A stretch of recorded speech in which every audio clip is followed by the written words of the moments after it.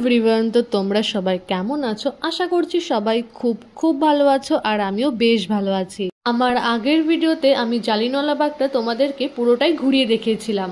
এরপর স্বর্ণ মন্দিরের কাছ থেকে আমাদের পাঞ্জাব সরকার দ্বারা অনুমোদিত হো হো বাস বুক করা ছিল। সেই বাসে করে আমরা এখন চলে এসেছি গোবিন্দগড় ফোর্ট।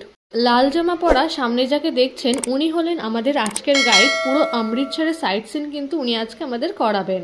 গাইড এখন আমাদেরকে বলছেন যে গোবিন্দগড় ফোর্টে ঢোকার জন্য টিকিট লাগবে আর টিকিট কাটার জন্য প্রত্যেক ফ্যামিলি মেম্বারের একজন করে তার সঙ্গে যেতে। উনি আমাদেরকে প্রতিটা জায়গা ঘোরার জন্য একটা এক্স্যাক্ট টাইম বেঁধে দিয়েছে। সেই টাইমের মধ্যে ঘুরে টুরে আমাদেরকে আবার বাসের কাছে চলে আসতে হবে। এবার চলো তাড়াতাড়ি করে টিকিটটা কেটে নিয়ে আসা যাক। গোবিন্দগড় ফোর্টের একদম অপোজিটেই রাস্তার থেকে একটুখানি এগিয়ে গেলে তোমরা টিকিট কাউন্টার দেখতে পাবে। ফোর্টের ভেতরটাতে রয়েছে একটা পাঞ্জাবি মিউজিয়াম, 7D শো, আরো অনেক কিছু।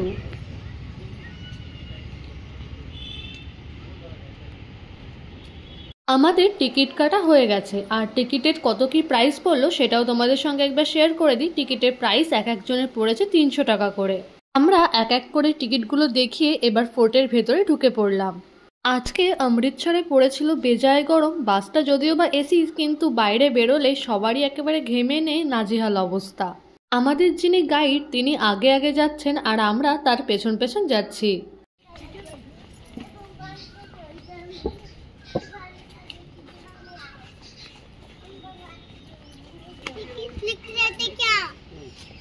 और अंदर आती थी। ये जो फोर्ट है 257 ईयर्स ओल्ड है, 200 प्लस ईयर से पुराना बना हुआ है।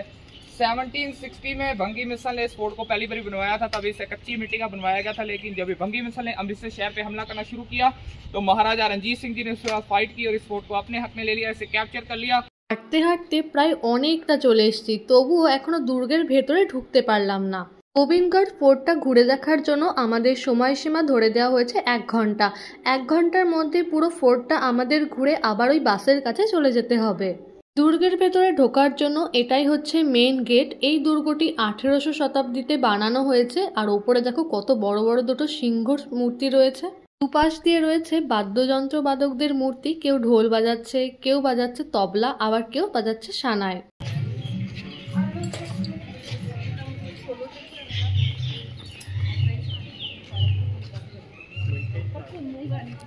পুরো দেওয়ালটা জুড়ে এত সুন্দর ছবি আঁকা রয়েছে যা দেখতে ভীষণ সুন্দর লাগছে। বাঁ পাশটাতে পুরো গোবিন্দগড় ফোর্টের একটা বড় ম্যাপ দেওয়া রয়েছে যাতে কারোর বুঝতে অসুবিধা না হয়। আমাদের যিনি গাইড তিনি পড়েছেন মহাবিপদে। উনি বলেছেন যে ওনার সঙ্গে সঙ্গে থাকতে, কিন্তু এখনো কিছু লোক এসেই পৌঁছায়নি। আসলে ভেতরে একটা 7D শো হয় আর শোর টাইম হয়ে গেছে, তো যার জন্য এত তাড়াহুড়া।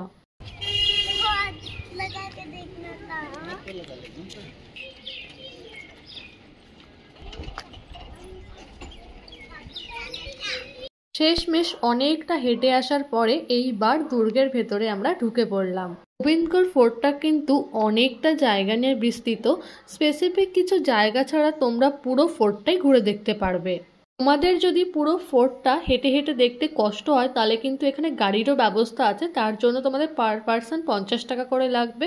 প্রথমে যে জিনিসটা দেখতে আসলাম সেটা হচ্ছে তখনকার যিনি রাজা ছিলেন তিনি তাদের বন্দীদের কোন কারাগারে রাখতেন সেই জায়গাটা। কারাগারগুলো তোমরা ভেতরে গিয়ে দেখতে পারবে না, কারণ বাইরের থেকে তালা দেওয়া, কারণ অনেক টুরিস্ট এসে এর ভেতরে গিয়ে নোংরা করে।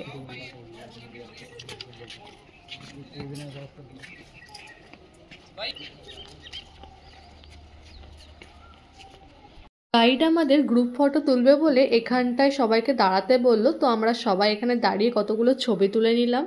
এবার চলো দুর্গের ভেতরের দিকটাতে ঢোকা যাক, যেখানটায় পাগড়ি মিউজিয়াম আছে, 7D শো হবে, আরো অনেক কিছু। সামনের ওয়ালে বেশ সুন্দর করে বড় পেন্টিং করা রয়েছে তখনকার সময়ের। এপাশটাতে আরো একটা ম্যাপ রাখা রয়েছে। এই ম্যাপগুলো দেখলে তোমার এই পুরো ফোর্টটা ঘুরতে ভীষণ সুবিধা হবে। আমাদের আগে যারা ছিল তারা সবাই চলে গেছে পাগড়ি মিউজিয়ামে, কিন্তু আমরা দুজনে এখনো বাইরেতে ঘুরেই বেড়াচ্ছি। পাগড়ি মিউজিয়ামে যাওয়ার সময় এই দোকানগুলো দেখতে পেলাম যেখানে সুন্দর সুন্দর স্যুট, ওড়না, জুতি, আরো অনেক সুন্দর সুন্দর পাগড়িও বিক্রি হচ্ছে।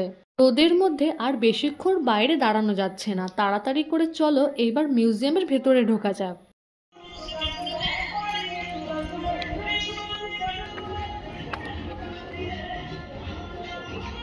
তাকাও। সামনেই বড় বড় করে লেখা ছিল পাগড়ি মিউজিয়াম। তো ভেতরে ঢুকে পড়লাম। মিউজিয়ামটা বেসিক্যালি পাগড়ির হিস্ট্রিটাকে আরো বেশি ভালো করে জানার জন্য, যেমন পাগড়ি তারা কেন পরে আর পাগড়ি তাদের কাছে এত গুরুত্বপূর্ণ কেন, এইসব তোমরা জানতে পারবে।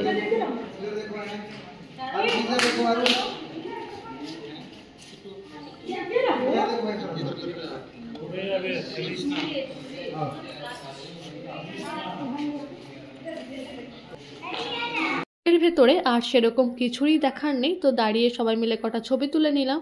আর তোমরা যদি এই পাগড়ির হিস্ট্রিটা পড়তে চাও তাহলে এখানে পজ করে নিয়ে একবার পড়ে নিতে পারো। পাশেই ছিল আরও একটা মিউজিয়াম, তো সেখানেও একটু ঘুরে আসলাম। এখানে গোবিন্দগড় ফোর্ট সম্পর্কে অনেক কিছু লেখা রয়েছে। পাগড়ি মিউজিয়াম দেখতে দেখতেই বাইরে দেখি ভাংড়া ডান্স শুরু হয়ে গেছে, তাই সবাই মিলে চলে আসলো এইখানটায়।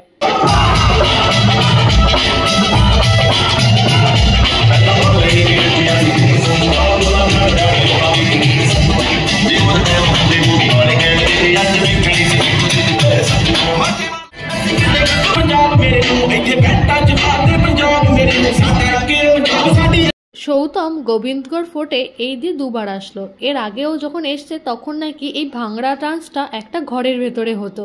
যাই হোক, এখানটায় বসার ব্যবস্থা করেছে, ওপরে রয়েছে ছাউনি।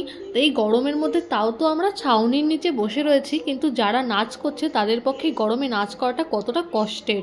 তোমরা যদি চাও তাহলে কিন্তু তোমরা তাদের সঙ্গে ডান্সও করতে পারবে। আমাদের সঙ্গে যারা যারা এসেছিল তারাও তাদের সঙ্গে স্টেজে উঠে ডান্স করছিল। আর জানো তো, এই গোবিন্দগড় ফোর্টেই কিন্তু আমাদের ভারতের সবথেকে দামি একটা জিনিস ছিল, আর সেটা হলো কোহিনূর হীরা, যেটা এখন ইংল্যান্ডে আছে।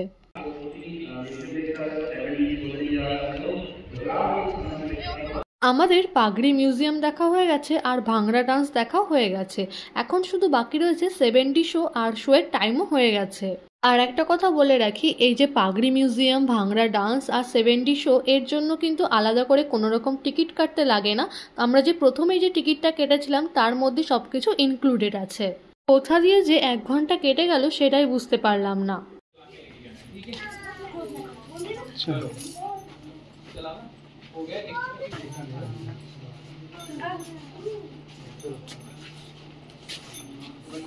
আমরা ভেতরে ঢুকে কিছুক্ষণ বসেছিলাম, আসলে আরেকটা শো চলছিল, তো যার জন্য আমাদেরকে একটু বসিয়ে রেখেছিল।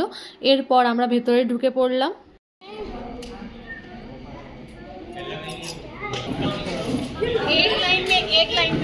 শো চলাকালীন ভিডিও করা একদমই অ্যালাউ না, তো যার জন্য তোমাদেরকে ভেতরটা আর দেখাতে পারলাম না। কিন্তু 70 শো ভীষণ ভালো হয়েছে। আমি তো তোমাদেরকে সাজেস্ট করব, তোমরা যদি এইখানে ঘুরতে আসো তবে অবশ্যই 70 শোটা দেখো। এখানে কিন্তু অনেক রেস্টুরেন্টও আছে, তো তোমরা যদি চাও তাহলে এখানে খাওয়া দাওয়াও করে নিতে পারো। আমাদের আর খাওয়া দাওয়া করার একদমই সময় নেই, কারণ 1 ঘন্টা টাইম দেওয়া হয়েছে আর 1 ঘন্টা টাইমের বেশি চলে গেছি আমরা। তো এখন আমরা দৌড়ে দৌড়ে বাসের কাছে যাচ্ছি। তো আজকের মতো ভিডিওটা তাহলে এখানেই শেষ করছি। ভিডিওটা ভালো লাগলে একটা লাইক করে দেবেন, আর আমার চ্যানেলে যদি নতুন হয়ে থাকো তবে অবশ্যই আমার চ্যানেলটা সাবস্ক্রাইব করে দেবেন। দেখা হচ্ছে পরের একটা ভিডিওতে।